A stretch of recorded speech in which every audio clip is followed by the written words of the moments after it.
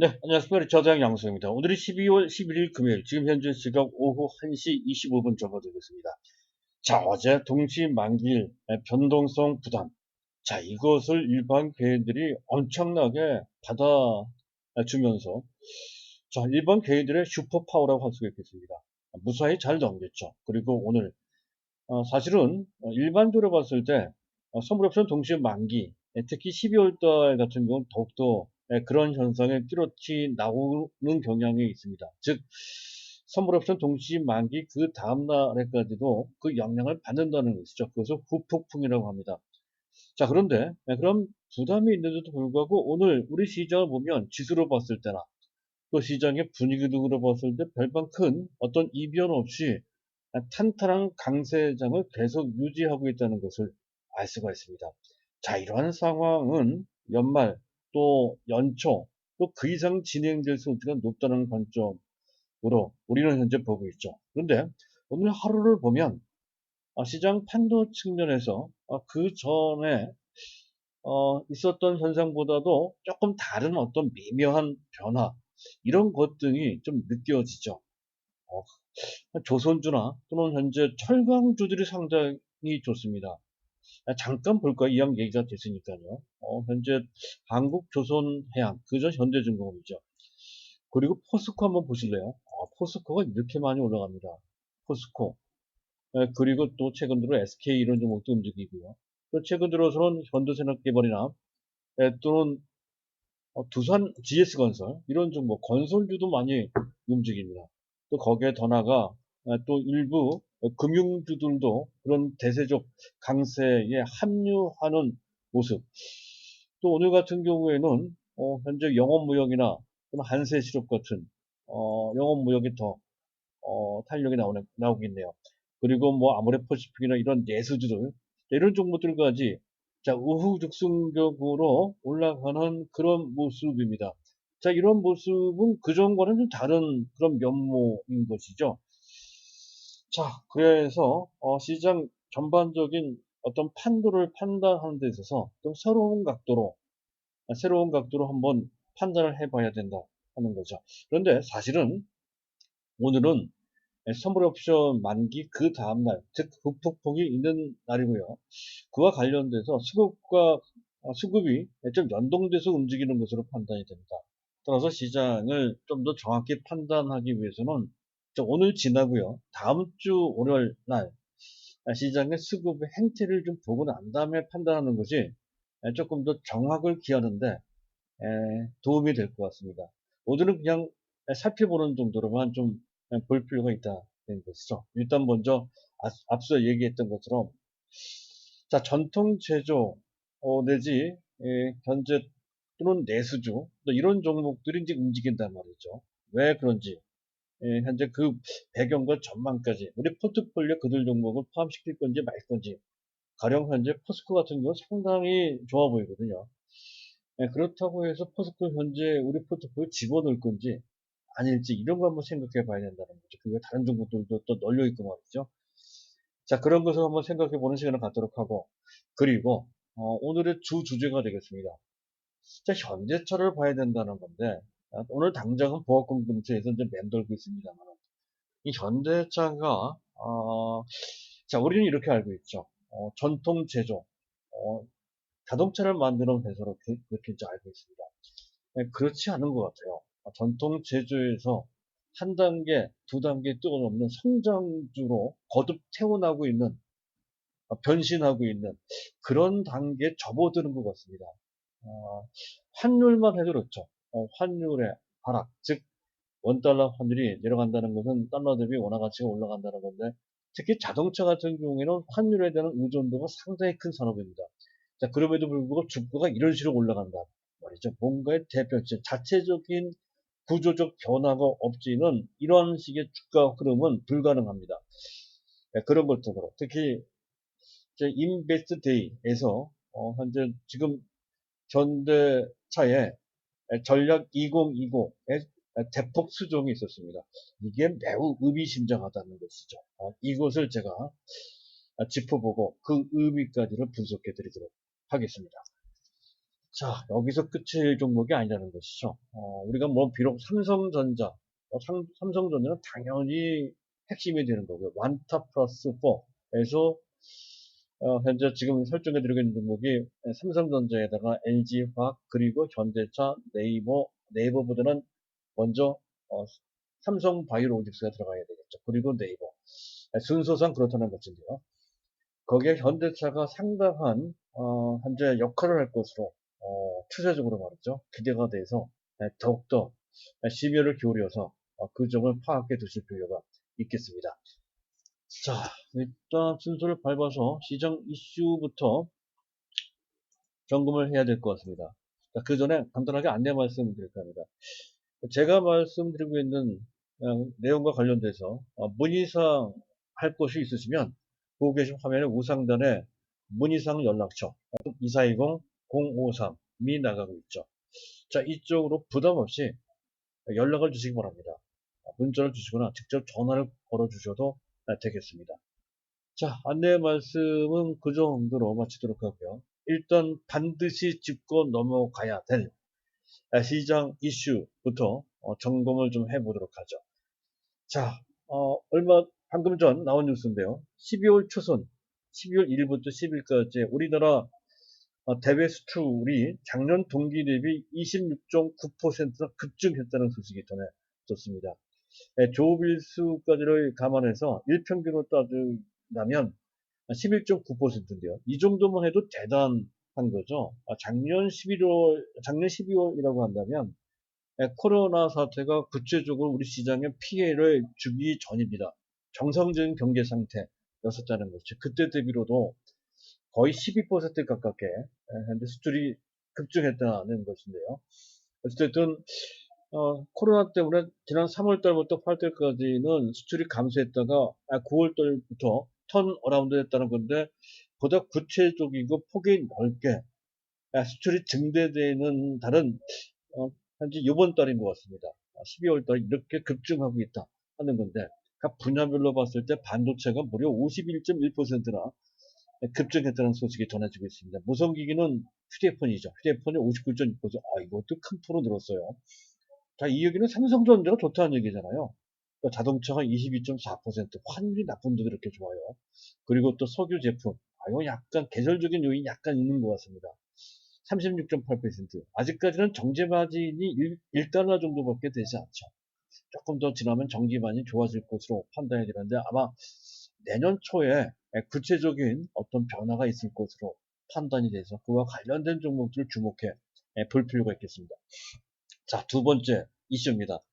자, JP모건. 자, 우리한테는 상당히 뭐랄까요, 눈에 가시 같은 존재죠. 얼마 전 뭡니까 그 셀트리온 헬스케어에 대한 목표 주가를 거의 반 정도로 반토막으로 줄여서 현재 그 지적 경고를 한 그 주체인데요. 우리나라뿐만이 아니네요. 미국의 테슬라한테도 그런 식의 경고를 했습니다. 무려 85%나 목표가를 낮춰서 현재 지금 테슬라의 가격이 미국의 600달러, 600달러가 약간 넘어가죠. 그런데 그것을 향후 목표 가격을 그것의 거의 6분의 1도 안 되는 90달러 정도 승으로 대폭 다운시켜서 그렇게 경고를 했다는 소식이 전해졌습니다.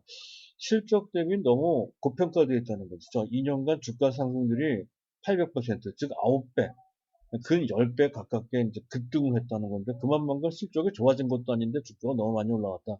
이런 지적입니다. 근데 이것 말고도 사실은 테슬라와 관련돼서 저는 이렇게 봤었죠. 지금 당장은 좋을지 모르나 2023년 이후 한 2025년쯤 되면 전 세계 굴지의 자동차 관련 업체뿐만 아니라 기타 등등 그 제조할 수 있는 능력을 갖춘 모든 업체들이 시장에 진입함에 따라서 경쟁이 상당히 심화될 것이다. 자, 그때부터는 더 이상의 블루오션이 아닌 레드오션이 될 소지가 높다. 이런 관점으로 단 그 전까지 자, 전기차 EV는 전기차입니다. EV 전기차가 대중화되는 초기 단계에 있거든요. 따라서 지금부터 상당한 기간 앞으로 약 3년 정도가 될 것 같습니다. 그 기간 동안에는 경쟁이 심화되는 정도보다는 시장이 빠르게 성장하는 그 확대되는 속도가 더 커서 경쟁 심화와 관련된 우려를 당장 할 필요는 없고, 그 확대되는 그 기간 동안에는 테슬라가 그 선점 효과를 톡톡히 누릴 수 있다 하는 관점에서 지금 JP 모건의 그러한 지적은 조금 심한 측면이 있다 하는 건데요. 어쨌든 장기 투자 관점에서 봤을 때에는 어느 정도는 테슬라와 관련돼서 경계를 해야 되는 그러한 내용으로 우리가 인지를 좀 해야 될 것 같고요. 그런 관점에서 본다면 오히려 자동차 쪽, 또 미래 전기차와 관련돼서 그렇게 또 현대차가 주창하고 있는 모빌리티라고 하는 개념에서 본다면 현대차가 장기 투자 관점에서 봤을 때 훨씬 더 유력하다 이렇게 판단이 돼서 특히 국내 투자자들이 테슬라에 대한 러브콜을 많이 한다고 하죠. 국내에서도 테슬라를 사랑하는 모임이 있다고 하는 소식까지 들었습니다. 그래서 테사모 한다 그러는데요. 미국도 그런 게 있을지 모르겠습니다. 어쨌든 그 정도인데 테슬라에 그 목매달 것은 아니라 차라리 현대차를 들여다보는 것이 더 낫지 않을까 하는 생각을 좀 갖게 됩니다. 자, 거기까지 말씀드리고요. 자, 시장을 잠깐 점검해 보도록 하죠. 일단 시장을 딱 보면 이 점은 말씀드렸었죠. 자, 일단 코드로플 위칭데이 동시 만기 이후에는 바로 시장은 코스닥보다는 코스피가 더 탄력적일 것이고, 또 오늘 시장을 보면 성장주보다는 경기 민감주가 조금 더 힘을 내고 있는 모습이 나타나고 있다. 경기 민감주 내지 업종 대표주인데, 자, 이것은 기관들이 선호하는 대상이다 이렇게 말씀을 드리겠죠. 자, 원달러 환율의 큰 변화 없고요. 그리고 WTI 지금 원유 가격이 어느 정도 탄력이 나오고 있어요. 그래서 WTI는 46.78달러. 그리고 현재 지금 두바이산 원유는 50달러가 넘어갔다는 소식이 전해지고 있죠. 자, 그리고 오늘 수급을 보게 되면 기관이 매수를 해요. 어제 이어서 금융투자가 순매수하고 있고요. 연기금도 같이 순매수를 하죠. 어제 4천억 정도 순매도했던 연기금이 일단 정리할 것 정리하고 다시 또 부족한 물량을 채우는 그런 변화를 보이고 있다는 건데 의미가 있다는 거죠. 추세적인 변화다 이렇게 판단이 됩니다. 기관들도 금융투자가 4거래일 연속 순매수한다는 것도 그 의미가 있다는 것이죠. 자, 외국인들이 순매도 하고 있다는 건데 바로 이것 때문에 그렇습니다. 즉 자, 오늘까지는 파생상품과 관련해서 매도하는 것이다 이렇게 판단이 되는데, 자, 오늘 지나서 다음 주부터는 외국인들의 태도가 좀 달라질 소지가 있다는 거죠. 만약 외국인들이 그 전처럼 적극적으로 매수한다라고 했을 때는 완전히 시장 색깔이 달라져요. 자, 외국인들은 국내 기관과는 다르게 시가총액 최상위 종목들 중심으로 집중해서 이제 매수를 합니다. 가장 대표적인 종목은 삼성전자가 되고 주변에 있는 LG화학, 현대차 이런 종목들 위주로 시가총액 상위 종목 위주로 집중해서 매수를 해서 외국인들이 주도할 때 시장 판도의 성격과 기관이 주도할 때 그리고 또 일반 개인이 주도할 때 완전히 시장 색깔이 달라진다는 거죠. 가장 화려하고 복잡한 시장이 되는 것은 일반 개인들이 시장을 주도할 때입니다. 그런데 다음 주부터는 다시 외국인들이 주도할 가능성이 다분히 있다는 거죠. 과연 그렇게 될지, 또 그랬을 때 시장이 어떻게 움직일지. 자, 우리의 포트폴리오는 외국인들이 시장을 주도한다고 그에 걸맞는 현재 종목으로 구성되어 있죠. 삼성전자 위주로 원탑 플러스 4에 들어가 있는 종목들이 모두 시총 최상위 종목들이기 때문에 그렇습니다. 그쪽에 초점을 좀 맞추는 것이 이 시장의 순리인 것으로 그렇게 판단이 돼서 그 점까지 같이 고려하면서 다음 주 수급을 보며 외국인들이 어떻게 나오는지를 잘 봐야 된다는 것이죠. 자, 일단 거기까지. 자, 그리고 또 한 가지 지목해야 되는 것은 아마 이걸 이해하시는 분들이 있을지 모르겠습니다. 지금 베이시스라는 게 있죠. 선물지수와 코스피 200지수와의 차이를 베이시스라고 하는데요. 자, 현재 화면이 작아서 잘 보일지 모르겠습니다. 베이시스가 마이너스 5가 나오고 있습니다. 자, 이런 경우는 매우 특이한 케이스죠. 자, 일반적으로 연말을 맞이해서 특히 12월달 코드로프 유칭데이 그 다음날부터 내년 3월물이 본격적으로 거래가 되는데요. 이런 차이가 있는 거죠. 내년 3월물은 이미 배당이 됐다고 보고 선물이 거래가 되는 거고, 현물 쪽은 아직 배당락하기 전이죠. 그 차이 때문에 보편적으로 12월 배당락이 있기 전에는 현재 현물 가격을 좀 현재 현물이 약간 높고 선물은 좀 낮습니다. 그래서 그 차이가 마이너스 베이시스로 나온다는 건데 개념이 좀 어렵죠. 근데 보편적으로 마이너스 2나 마이너스 3 정도 나오는 게 보통입니다. 근데 오늘 보면 마이너스 5까지 나와요. 이런 경우는 처음 보는데요. 그만큼 파생상품과 관련된 변수 부담이 약간은 좀 있는 것 같습니다. 그 점에 대해서는 약간은 우리가 신경 써서 좀 볼 필요가 있다. 이런 경우는 처음 보는데, 그런데 그렇다고 해서 어떤 이상한 징후, 부정적인 징후가 있는 것은 아닙니다. 프로그램 매도가 비차익 쪽에 나오긴 하지만 그 규모가 별반 크지 않고요. 차익거래 쪽은 오히려 프로그램 매수가 나오거든요. 그것도 약간 이상해요. 어쨌든 이런 것도 봤을 때 일시적으로 베이시스가 조금 현재 지나치게 좀 낮은 것으로 그렇게 판단이 됩니다. 어느 정도 신경 써서 볼 필요는 있지만 그 이상 확대 해석할 필요까지는 없다. 그런 관점이 되겠습니다. 일단 뭐 시장 그 정도 보시도록 하고요. 자, 그리고 오늘 시장을 보면 앞서서도 잠깐 제가 차트를 넘기면서 봤습니다만 이런 종목들 현대 미포조서 엄청나게 올라가네. 한국 조선해양 또 현재 좀 뭡니까 포스코 그 전에 현대제철 이런 것들이죠. 그리고 또 뭐 SK도 많이 올라가고요. SK 또 뭡니까 SK건설 이런 종목들.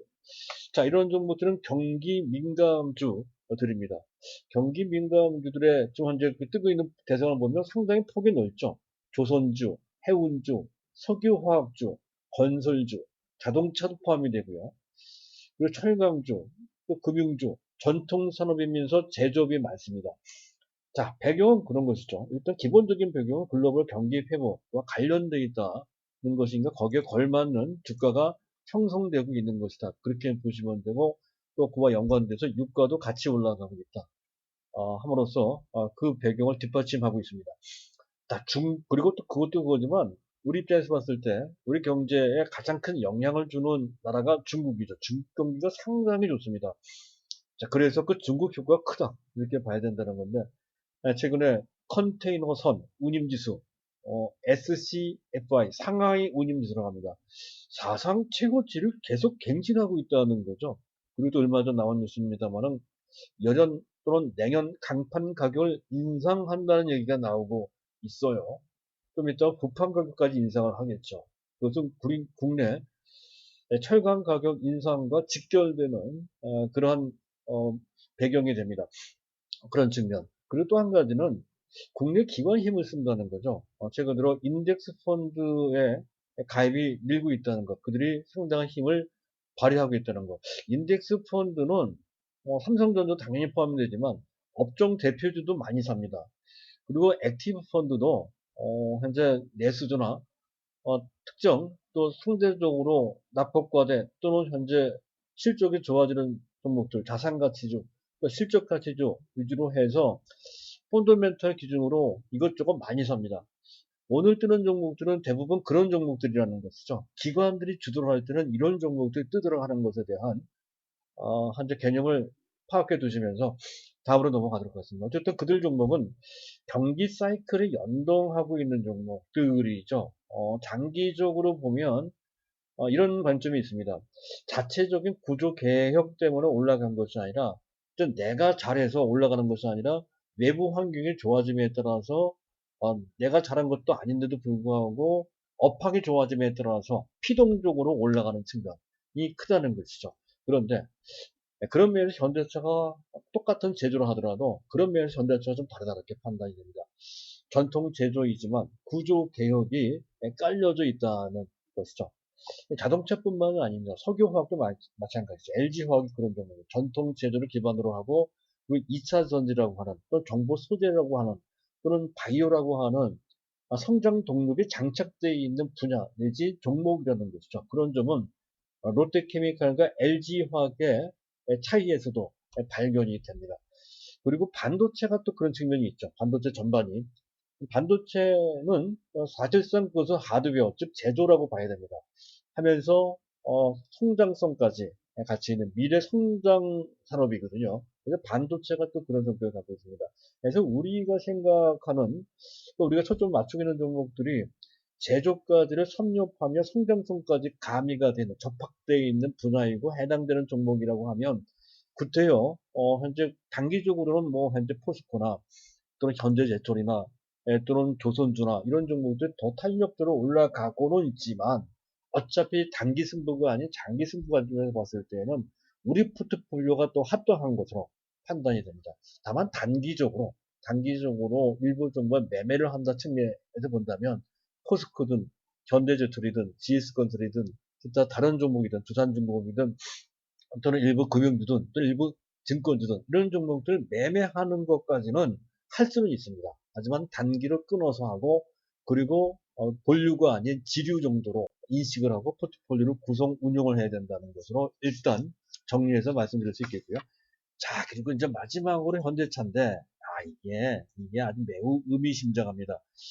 더 이상 현대차는 전통 제조, 즉 굴뚝주가 아니고 미래를 설계하는 새로운 성장주로 거듭 태어나고 있다라고 하는 그런 개념이 되겠습니다. 자, 이왕 얘기가 할 것이니까 전대차 차트를 올려놓고 말씀을 드릴까 합니다. 전대차 모양인데 추세적으로 상승을 하고 있죠. 최근에 약 최근 한 5달 정도는 주가가 탄력적으로 올라가기보다는 꾸역꾸역 올라가서 갖고 있는 입장에서 봤을 때 약간 답답한 측면도 있다 싶은데요. 좀 기다려 볼 필요가 있다는 것이죠. 일단 최소한 주가가 흐름이 나쁘진 않고요. 약간 느리긴 하지만 속도를 낼 수 있는 어떤 수준이 나올 것으로 기대가 돼서 더욱더 현대차를 중심을 두고 관심을 가지셔야 된다는 그런 관점인데요. 일단 어젠가요? 어제 그제 CEO 인베스트 데이에서 2019년도에 발표했던 2025 전략이라는 비전을 발표한 바 있었죠. 그것을 수정을 했습니다. 그 내용이 의미심장하다는 거죠. 자, 미래 산업에 보다 집중하겠다라는 뜻을 아주 강도 높게 또 구체적으로 밝혔다 하는 건데요. 자, 그림까지 같이 보시면서 판단해 보시기, 들어보시기 바랍니다. 사실은 설비나 신차 전체 60조 투자를 한다. 2025년까지. 그렇게 발표를 하면서 원래 기본적으로 카펙스 투자라고 합니다. 카펙스 투자라는 부분이 원래 설비나 신차 원래 41조 정도 투자한다고 했던 건데요. 그쪽 분야 전통 제조, 전통 투자 쪽은 약간 줄였습니다. 약 5조 정도 줄이고요. 자, 미래 산업 여기에는 수소차, 전기차 다 이런 것이 포함되어 있는 것이죠. 원래는 작년에 또 야심차게 발표했던 수준이 약 20조였던 건데 그보다 더 증폭시켰습니다. 23조 5천억 정도로 약 15%, 약 15% 이상 되네요. 거의 17% 정도 증대시켰고요. 미래산업에 보다 역량을 집중시키겠다는 뜻을 분명히 한 것이죠. 거기에는 전동화, 또 수소산업, 수소산업 쪽에 집중하는데요. 수소산업이 기존 6천억 정도 투자를 하겠다 했던 건데 4조 정도로 그러니까 수소와 관련된 비즈니스를 보다 앞당기겠다라는 뜻이 들어가 있는 것 같습니다. 자율주행이 이거는 그대로고요. 1조 6천인데 그대로 1조 6천 정도 현재 진행되는 대로 그대로 진행하겠다는 뜻으로 해석되는 그런 수정 내용이 되겠습니다. 그리고 자율주행과 관련돼서 레벨 3는 운전자석에 앉아 있으면서 대신 어, 그 운전 휠을 만지지 않고 자율적으로 움직일 수 있는 단계를 레벨 3라고 합니다. 그 레벨 3 AD 자율주행차를 2년 내 출시하겠다라고 발표를 했고요. 그것도 의미가 있죠. 상당히 앞당긴 겁니다. 원래는 3년 정도였던 건데. 자, 그리고 수소차 투자로 대폭 확대했다는 거 앞에서 얘기했다는 거고요. 또 한 가지는 도심 운행 모빌리티. 그것을 그 UAM이라고 합니다. 도심 내 개인 항공을 뜻하는 거예요. 개인적으로 하늘로 날아갈 수 있는 그러한 모빌 시대가 온다고 보고 글로벌 시장의 글로벌 시장을 선도하겠다는 뜻을 밝혔습니다. 그런 것도 의미가 있죠. 상당히 꿀 먹는 그런 얘기인데 아직까지는 좀 허망해 보이거든요. 그것을 매우 현실적인 기업인 현대차가 이게 발표를 했습니다. 깜짝 놀랄 만한 그런 비전이라고 생각이 되고요. 자, 그리고 구체적인 계획까지 일부 분이긴 하지만 또 제시를 했습니다. 일단 내년도 당장 수소 브랜드를 출시한다고 하죠. 그 브랜드명이 H2입니다. H2 브랜드를 출시하고요. 그리고 내년도에 그것도 1, 4분기 때 내년도 1분기 앞으로 한 2개월, 3개월 후가 되겠죠. EGMP 새로운 전기차 전용 전기차 모든 전기차 여기서 공통으로 생산할 수 있는 기반 플랫폼이 되겠습니다. EGMP를 적용해서 어, 진짜 전기차인 아이오닉 5가 출시된다는 거죠. 본격적으로 출시되는 원년이 된다라고 공표를 했습니다. 그래서 2025년까지 향후 5년, 채 5년도 되지 않은 기간이죠. 현재 EV 전기차 모델 12개를 개발을 해서 그리고 5년 후 2025년 정도 되면 연간 56만 대 정도를 판매하겠다. 지금의 거의 6배, 7배 정도 되는 수준이고요. 지금의 테슬라가 그 정도 팝니다. 금년에 약 50만 대가 좀 넘을 것 같거든요. 테슬라보다 약 4년 정도 뒤져 있다라고 보시면 될 것 같네요. 그래서 전체 MS 시장 점유율이 테슬라가 한 20% 넘어가는데 현재 지금 현대차는 아주 크게 욕심부리는 것이 아니라 지금보다 조금 한 50% 정도 더 높은 8 내지 10% 정도 점유를 할 것이다라고 하는 구체적인 계획을 냈다는 건데 매우 현실적인 목표라고 판단이 됩니다. 근데 이게 그렇게 쉽지는 않습니다. 경쟁이 심화되기 때문에 그런 것이죠. 또 한 가지 재미있는 것은 OPM의 영업이익률인데요. 2025년까지 8% 정도라고 제시를 했어요. 그리고 또 한 가지 재미있는 것은 2021년 내지 2022년 목표를 기존 7%에서 원래 높이는 곳에는 오히려 하향 조정을 했습니다. 5.5%로 말이죠. 이것도 깜짝 놀랄 만한 하향 조정입니다. 상태가 나빠서 그런 것이 아니고요. 즉, 현재 R&D 투자를 많이 해서, 현재 그와 관련된 비용이 발생하더라도 R&D 투자를 하겠다는 뜻이죠.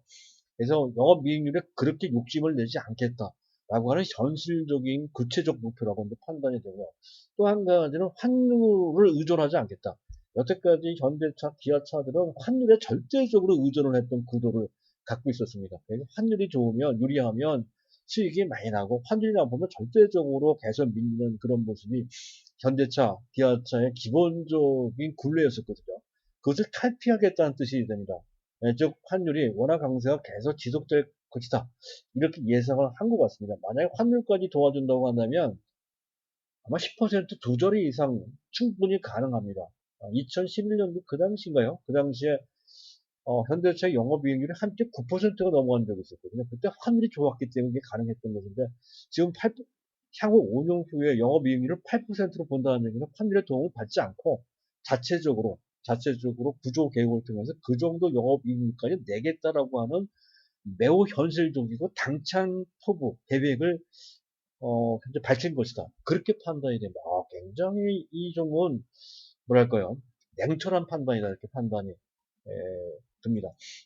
자, 그러고 그렇고 또 한 가지 이게 현대차 정의선 체제의 미래인데 정의선 회장이 항상 입에 달고 가는 그 미래 성장과 관련된 개념이 있죠. 바로 모빌리티입니다. 모빌리티. 근데 그냥 모빌리티가 아니고요. 스마트 모빌리티 솔루션. 자, 스마트 아실 거고 모빌리티 솔루션을 아실 건데 모빌리티의 개념이 조금 애매하죠. 이동하면서 할 수 있는 모든 것이라는 뜻으로 그렇게 이제 보시면 돼요. 단순히 그 자동차가 이동하는 정도에 그치지 않는다는 뜻이 들어가 있다는 거죠. 자, 그 외에 이동과 관련된 그 모비스를 하겠다 이런 뜻으로 이해를 하시면 되겠습니다. 근데 일단 스마트란 개념은 AI 현재 즉 인공지능이나 4차 산업혁명 이런 것과 관련되어 있다는 것이고 그와 관련돼서 자율주행 AD 그리고 AUM 도심항공 모빌리티라고 설명드렸죠. 그런 것을 이제 구체적으로 비전으로 제시하고 있다 하는 것. 그래서 스마트를 이해하시면 되고 두 번째 모빌리티. 자, 모빌리티도 중대한 두 가지의 혁명이 들어가 있다는 거죠. 한 가지는 에너지 혁명이 있죠. 다들 아실 겁니다. 전통 화석 연료, 휘발유나 등유나 경유나 이런 화석 연료 에너지에서 전기 에너지로 또 더 나아가서 현대차의 장점인 수소 연료 전기와 관련된 에너지 쪽으로 그 대변화, 그래서 혁명이라고 하는 거죠. 에너지 혁명이 하나가 있고요.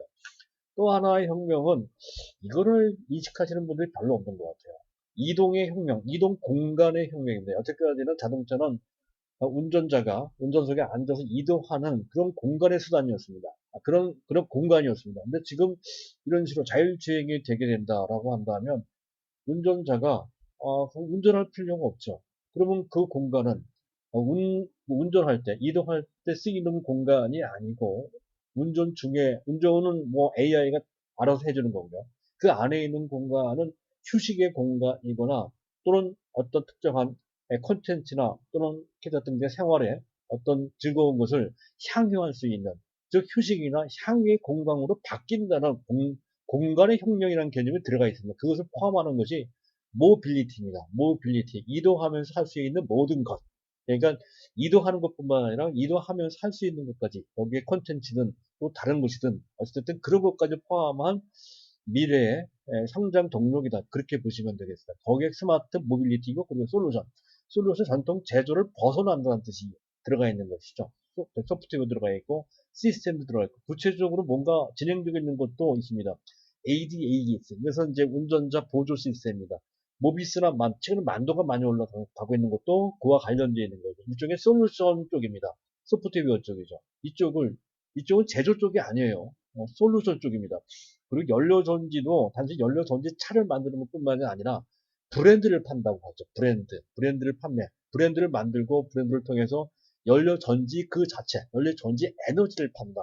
또 에너지 솔루션을 판다. 이런 개념으로 진화하고 있다는 거죠. 그래서 이 스마트 모빌리티 솔루션 개념은 매우 복합적이고 미래지향적이고 그 전과 완전히 다른 혁명적인 그러한 개념이 담겨져 있다는 것이죠. 그리고 재밌는 것은, 의미가 있는 것은 PER이 연료를 약간 높긴 하지만 PBR이 0.7배 정도밖에 되질 않습니다. 0.7배면 상당히 저렴하죠. 아직까지도 많이 올라갔지만 PBR로 봤을 때 굉장히 매력적입니다. 성장 동력까지 장착됐다고 한다면 PBR을 2배, 3배까지 볼 수 있거든요. 그런 측면, 이런 점이 테슬라와 완전히 다른 거죠.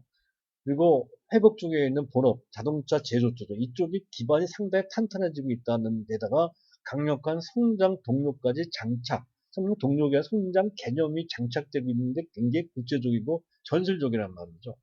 그리고 앞서 얘기했던 것처럼 이 환율이라는 게 결정적인 건 굉장히 불리하게 움직이고 있거든요. 그것을 이겨내 가고 있습니다. 자체 변혁을 기반으로 해서 그것이 가능하다 하는 것이고요. 그리고 미래 경쟁이 심화될 것까지를 대비한 것 같습니다. 그래서 목표를 제시한 것을 보면 굉장히 현실적입니다. 그런 측면, 그 달성 가능성이 높다는 것이죠. 그랬을 때 2021년도에서는 현대차가 차근차근 올라가면서 결국 단지 25만 원 내지 27만 원 목표 가격, 이게 이제 PBR 1배를 기준으로 제가 설정해 놓은 목표 가격인데요. 상황에 따라서는 그 이상 올라갈 수도 있습니다. 최소한의 목표치를 PBR 1배 수준인 25만 원 내지 27만 원 정도를 보고 그리고 그 하회를 우리가 기다려 본다 또는 기대해 본다, 이런 개념으로 전대차에 초점을 맞춰 놓고 보시는 것이 어떨까 싶어서 제가 시간이 좀 많이 걸렸습니다만 그렇게 시간을 들여서 오늘 집중적으로 말씀을 드리게 됐습니다. 자, 여기까지를 보시고 현대차를 조금 더 다른 각도로 또 보시길 바란다는 말씀을 마지막으로 해서 오늘 내용을 모두 마치도록 하겠습니다. 감사합니다.